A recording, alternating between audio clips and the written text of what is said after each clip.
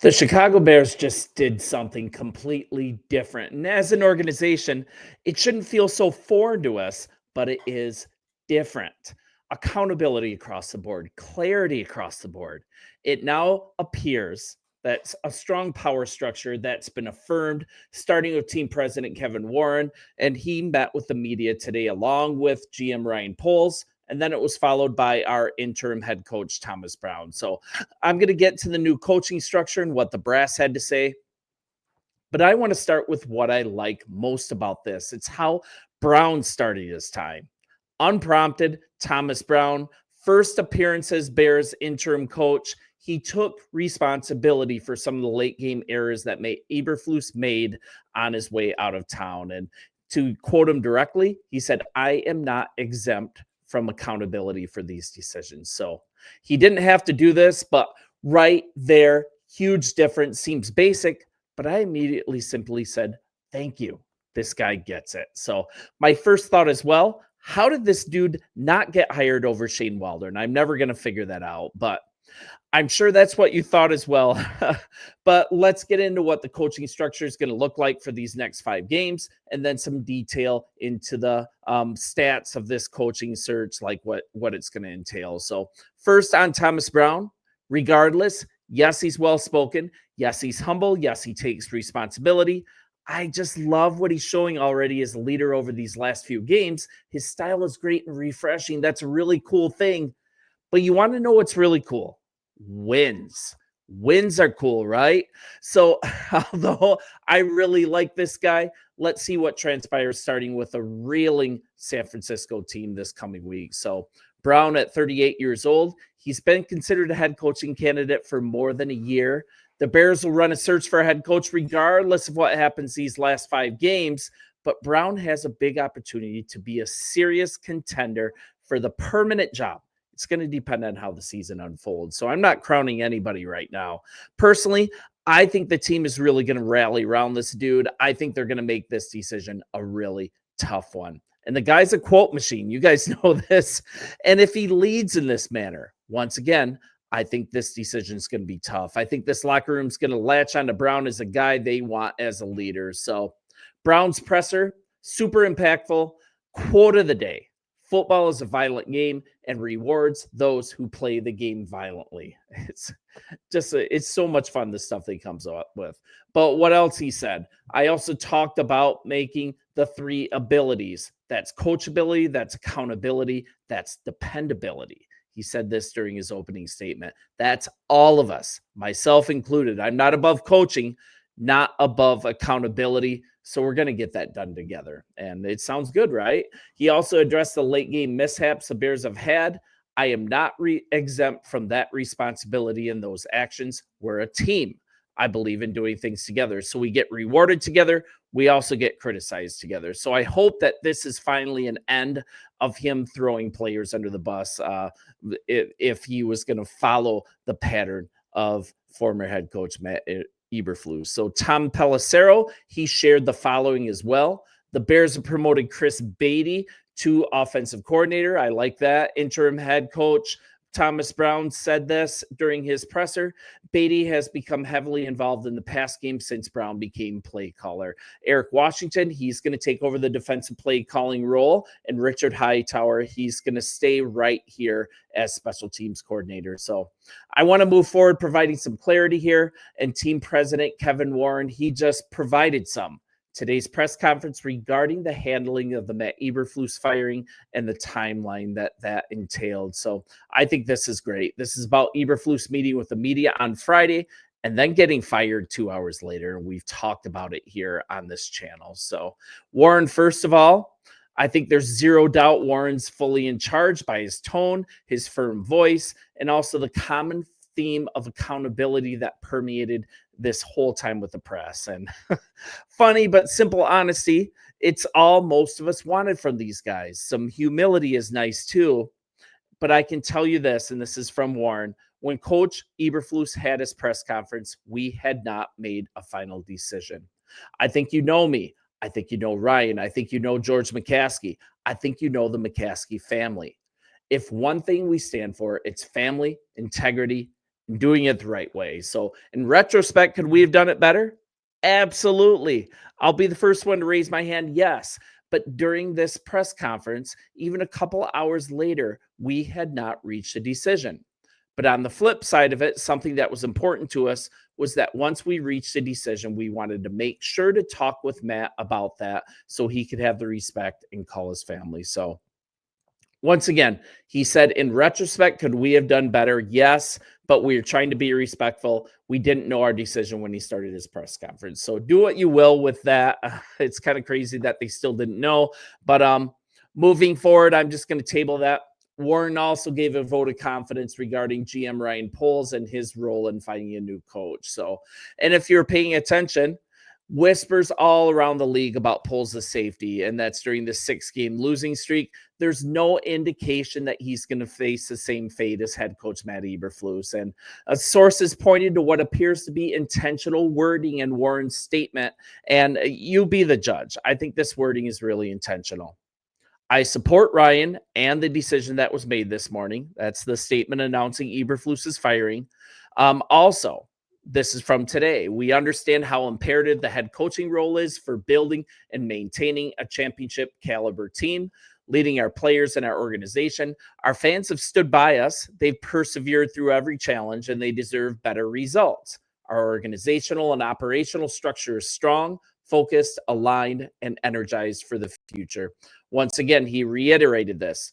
Ryan Poles is the general manager of the Chicago Bears, and he will remain the general manager of the Chicago Bears. Ryan is young, he's talented, he's bright, he's hardworking, he's done everything in his power on a daily basis. I'm going to bring up this Yahoo story, and you can listen to the presser on your own if you would like. So more on Ryan Poles. He's done everything in his power on a daily basis to bring a winner to Chicago, and I'm confident in Ryan. My faith remains strong in Ryan. And as a leader of our football operations department, as our general manager, Ryan will serve as the point person on our upcoming search for our permanent head coach. So I don't think it could be any more clear than that, right? He continued to talk about the coaching job for the Bears being the most coveted in the NFL moving forward as well. I mean, he cited the fans, the tradition, our cap space, our draft capital, young roster, of course, rookie quarterback Caleb Williams. When you look at all of these elements, as we sit here today, we are in a unique situation. This is Warren continuing. This is going to be the most coveted job in the National Football League this year. And GM Ryan Poles and I need to work hand in hand together to make sure we bring that to life, not only from a head coach standpoint, but from an entire staff standpoint. I'm going to move this down here. Check out that story in entirety. But frankly, you can find this press conference pretty much anywhere. So you're looking at the Bears. We've joined the New Orleans Saints, the Jets. Those are the two teams that have fired their head coach in season this year so far. These are the teams, along with us, getting a head start on the process, but teams can't talk to coaching candidates that are currently employed by an NFL team. So we don't have that big of a head start. One thing that we can do, guys like Belichick, guys like Vrabel, we can kick the tires on them right now. And after the regular season, I believe, I'm not sure the exact date, the Bears can then request interviews with coaching candidates, and current teams can choose to approve them or to not approve them. So what's coming out also from the franchise, it sounds a little bit different as well. Multiple sources are telling, in particular CBS Sports, the Bears want to land a leader of men type of head coach. Like, what does this mean? I think it can be determined by their background on offense or defense, not mattering as much as their leadership abilities, right? So it's unclear also if the Bears are going to use a search firm to assist in the next hire. The process is going to be led by GM Ryan Poles and team president Kevin Warren in what will now be their first head coach hire in Chicago.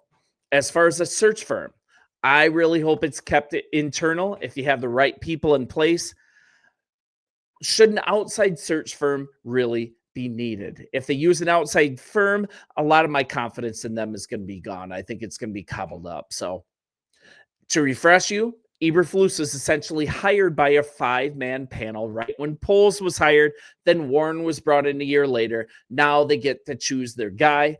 the level of George McCaskey's involvement is kind of downplayed right now, but it's still not fully clear to me. So once again, this is going to be GM Ryan Poles and team president Kevin Warren's first opportunity to hire a coach themselves. And let's hear from GM Ryan Poles to close. This is what he had to say regarding Eberflus. At the end of the day, we came up short way too many times. Poles said this about Eberflus. We had to make a change.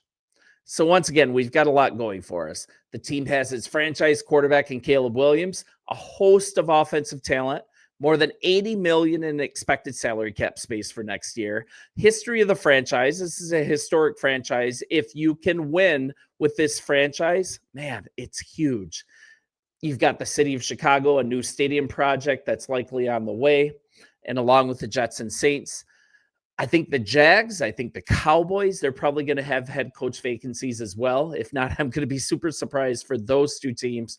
But if you really look at the broad spectrum of the league, there could be as many as like 8 vacancies this offseason. So candidates are going to have many competitors for their services. We can kind of look at the guys that would meet this leader of men moniker. In my eyes, that's probably Titans head coach Mike Vrabel. That's probably... I don't know, probably Brian Flores is one of those guys. Bill Belichick is definitely one of those guys. And then you've got kind of dark horse guys like Lions defensive coordinator Aaron Glenn. I mean, personally, let's not mess around with a new to the job defensive guy like Aaron Glenn. Let's say no on him. I'd rather have his other guy on his coaching staff. Not defense first like Brian Flores. I mean, we've done that before. So that kind of leaves Vrabel and Belichick. Definitely guys to interview as far as retreads. And obviously Ben Johnson, he's a leading candidate as well, and he will be brought in. And I hope he will be definitely considered. Kind of a dark horse too is Notre Dame head coach Marcus Freeman. This is a guy that's probably going to be brought in as well. He has familiarity with Halas Hall. The Bears actually drafted him in 2009. Since then, he's gone on to lead the Fighting Irish to contention for a college football playoff position this season. They are 11-1. You're looking at the guy's 38 years old. He's from the Midwest. He will draw NFL interest in the coming weeks as he's midway through a 6-year contract in South Bend. So unclear who's going to make the final call on the next head coach of the Bears. Owner George McCaskey, he's surely going to be involved. Decisions like this were part of the reason that he hired Warren, right? I can't imagine that he still wants to be in control. Maybe he will respect the authority of Kevin Warren. Kind of looking at Warren, and I'll close. Got to start in the NFL with the Super Bowl champion at the time, St. Louis Rams, Notre Dame Law School graduate. That's another possible tie to Freeman. Served as Vikings president and Big Ten commissioner before being hired as the 5th president in Bears history. And you're looking at Poles hired just 2 days before Eberflus. This will be his first true search. So to close, let's do a little review. Thomas Brown, he's our interim head coach. He was the passing game coordinator for the Bears before the team fired offensive coordinator Shane Waldron. Offense immediately improved under Brown. He's had quarterbacks coach Kerry Joseph working super closely with Williams. Wide receivers coach Chris Beatty was a huge instrumental in coordinating the passing game each week. So that's one of the reasons that he's been elevated. But in essence, I think he's going to be a mouthpiece for our interim head coach and just call the plays that he puts forth. We'll see how that works. So kind of funny thing too. It's like Bears fans, right? One day the sky is falling. One day it's like fire everyone. One day we're going to be terrible forever. Let's sell the team. The next day, like today, after a press conference, we feel encouraged again. A new vision for the future set. I'm going to choose to continue to be positive, but it's really funny if you think about it, the fickleness and the up and down of this fan base that I'm a part of. So you guys, let me know what you think. Leave a comment, bear down, and we will talk soon. See ya.